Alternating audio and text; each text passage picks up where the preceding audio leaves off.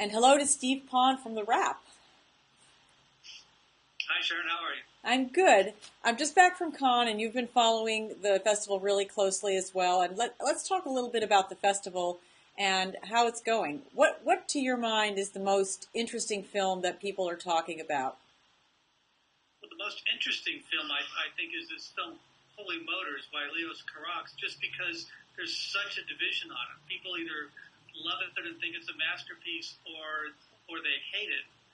You know, what is it? What is it about? Let's tell people what it's about. I've read a lot of reviews, and I'm not really sure what it's about. It's about a guy who's riding around in the back of a cab, and a lot of strange things happen, and he may or may not be dreaming.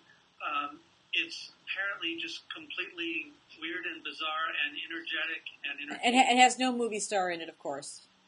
It does have Eva Mendes in it, actually. It doesn't have what? It has Eva Mendes. Oh, Eva Mendes. It does have one movie star of sorts. It's one of those, like 2 years ago when Uncle Boonley, who can recall his past lives, won. Mm-hmm. It's one of those whacked out movies that if the jury is in the right mood, who knows? But I suspect that probably, really, what the Michael Haneke movie and more is probably. Let's talk about that. Yeah. So that was the movie that I saw. That there were two movies that I saw that really affected me. The first was Michael Haneke's movie Amour, which is already bought for distribution by Sony Pictures Classics, so American audiences are going to get to see it. And that's this beautiful story and sad story of an elderly couple in which the wife suffers a stroke and she starts to go into decline, and it's his caring for her. It's Jean-Louis Trintignant, a very famous French actor, and Emmanuelle Riva, a very wonderful French actress. Isabelle Huppert plays their daughter.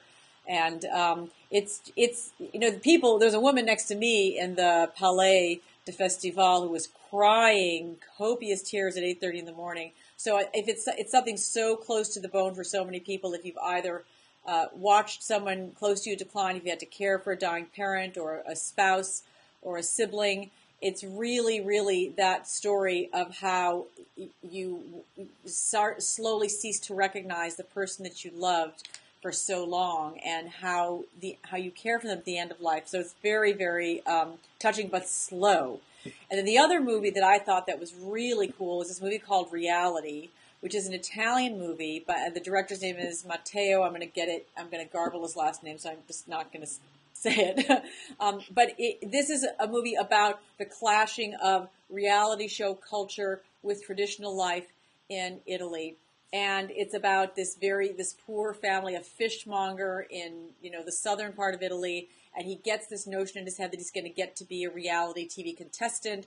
And he starts to throw everything away in his life in the service of this pipe dream, because it's never going to happen for him. But the guy who's the main actor is an actual convict. This guy is in jail for murder. He's been in jail for life, as I understand, in Italy. And the director found him, saw him performing in a prison theater troupe, and got permission from the prison to let him come and shoot the movie, and then he'd go back to prison every night. So it's a very affecting performance. I think that guy is a real shot. He won't be at the awards ceremony. He will not be at the awards ceremony, but I think he's got a shot. I don't know. Who else do you think has a shot at the acting awards? I think if they decide not to give the Palme d'Or to the Haneke movie, then I think both of those actors could have a real shot. From the movie Amour, for sure. Yeah, Jean-Louis Trintignant and Emmanuelle Riva, yes. They also tend to sometimes give the award to an actress who puts up with a really difficult director. Twice Lars von Trier's actress has won. I'm wondering if Nicole Kidman might have an out-of-the-blue shot for The Paperboy, since everybody seemed to hate that movie. Right. She could win points for being so brave and out there to put up with. Well, so tell us, what does she play? She plays a basically Southern white trash.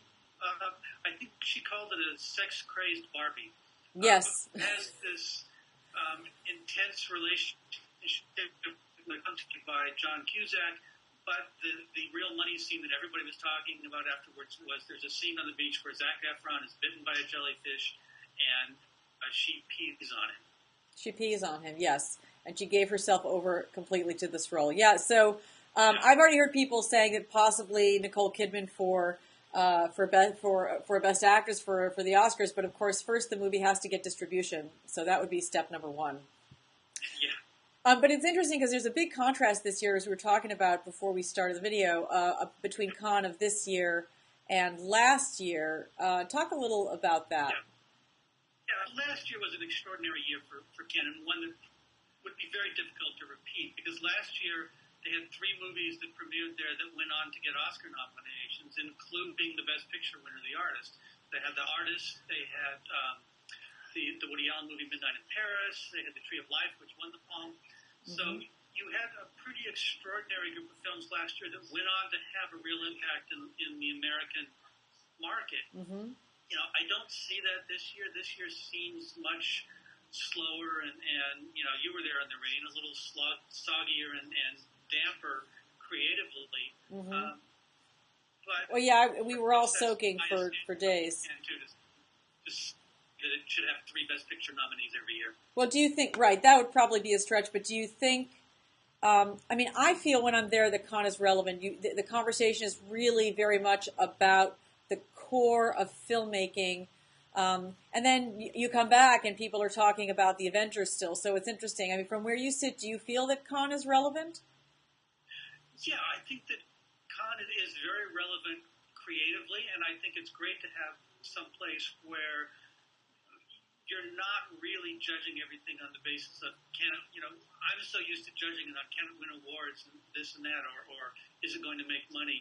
And it sort of seems like this little oasis where, but it also isn't. I mean, it's a stamp of approval for a certain type of film, and maybe that film doesn't cross over. I mean, I don't know what the Wes Anderson movie that opened the festival, Moonrise Kingdom, is going to do with the box office. Mm-hmm. But I think it's a wonderful movie, and I think the platform it got by opening Cannes was really good for that film. Yeah, that's true. And there were a number of films.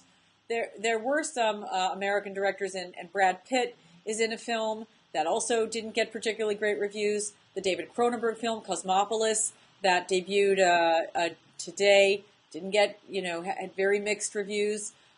So it's kind of interesting. I will say this, the film that is in the certain regard section that has everybody talking is the film that had everyone talking at Sundance, and that is Beasts of the Southern Wild.